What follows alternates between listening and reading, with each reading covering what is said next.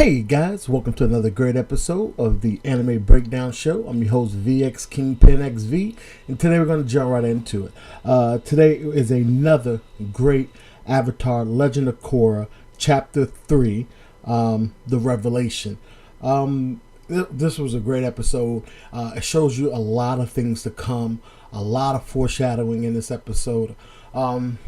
It starts off basically the Fire Ferrets, the pro bending, they're practicing. You got Mako, Bolin, Korra practicing.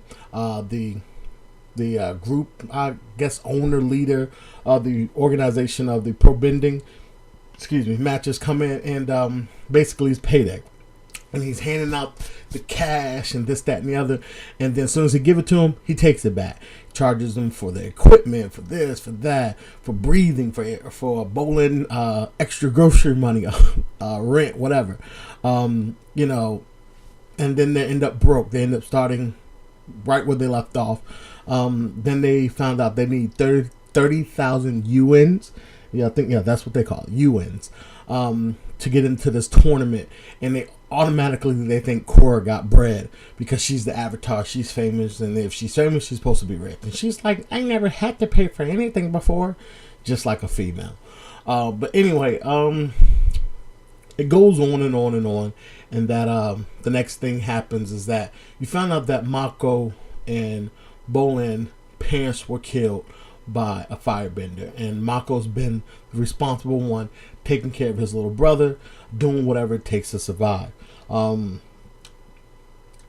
comes up with this idea to take their fire ferret, I forgot the little ferret's name, and train it to do some circus acts. So he's like sitting on the street corner with his beer or whatever you may have you, and all of a sudden his old ex running partner Shady Shin, one of the triple threat triads, comes in, offers him a job and say, hey, look, you can be some extra muscle, you're just going to be working security, the money's good. And he flashes the cash and boom, Bolin, he's caught up.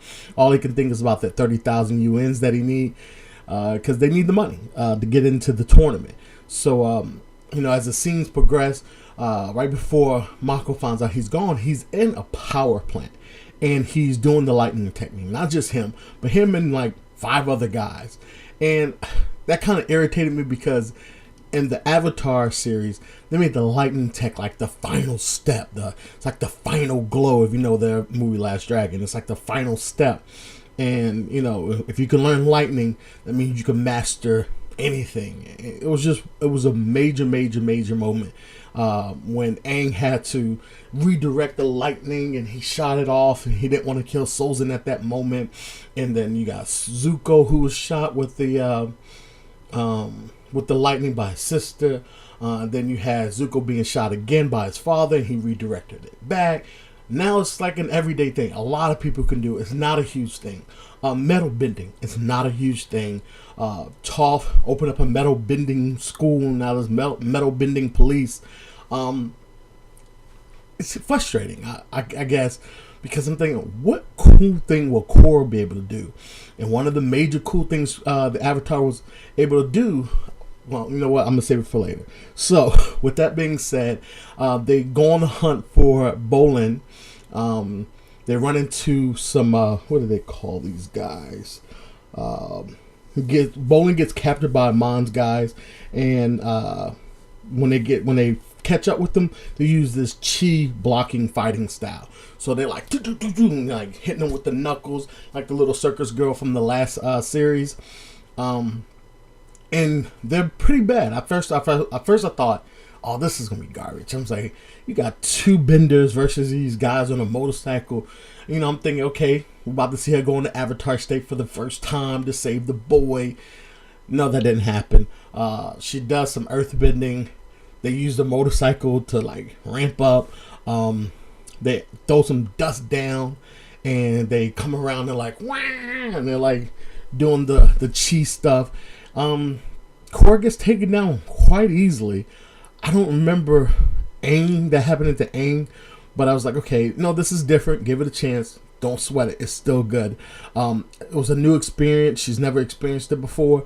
She has been a little more sheltered. Aang was like living in the world, and even though he was what do you call it? He was sheltered for a long time, but when he got back, he was just in the world. I'm gonna stop trying to refer to the old stuff, but they lose sight of his brother. They end up going to find that activist who's always preaching about a mom this, a mom that, the revolution is coming, stop these benders. And then you have this little scene when they're like leaning up on each other and they're looking at each other. And like, oh my god, I can't believe we're leaning on each other. It progresses, and then you have them finally get to where they go to the revelation, the name of the series of this show. And when they get there, they see Amon. First time, he's having a speech. He's talking about taking down benders, that this is not a peaceful city, that benders, scarred his face, killed his family, what may have you, and he's found a way to stop benders. And this is what he's going to show the people. And it's like they're having like church, and he's like God, and he's standing up there, and he's about to have these people stand up and go against them, and he's like, fighting them or whatever. And then he does it. He turns the triad guy around, puts his hand on his head, and you see the lightning shrink out, and then you see the flames shrink out, and then boom, the guy's out for the count. And this is where I was frustrated. I was frustrated because that was Aang's thing. That was his thing, when he met the lion turtle and he was like, and it was making it all like a big spiritual moment, and he was like with the air, and he put his hand on the guy's head, and the light was shining. I mean, it was like amazing. And this guy did it in like 2 shakes of a lamb's tail, and the guy was out for the count. You got Korra scared, you got Tenzin nervous. I didn't like that. I don't know about how you guys felt about it. I felt that was too easy, and that I'm thinking of excuses why he knows his ability, why he has his ability. Maybe that what's his guy? Sozin escaped prison or got out of prison and taught somebody how to do it because it happened to him. Somebody took his bending away, so now he wanted to take bending away from others. Please leave a comment below. Let me know what you guys think, how you felt about it. I mean, it was a great episode. Don't get me wrong. It foreshadowed a lot of things to come, and if you letting your imagination run wild, you can just see where this is going. And by Tenzin being scared, by Korra being nervous, what is to come? Man, you guys do your thing. Rate, comment, and subscribe. Leave it below. My daughter wanted to do something special. She likes watching Avatar with me, so I let her. So she has some face painting, but anyway, I'll let her end the show. But as always, you guys rate, comment, and subscribe. Do your thing below. Say rate, comment, subscribe. Okay. Say girls rock. And say I love Avatar. I love Avatar. Yeah, say, I love you, Korra.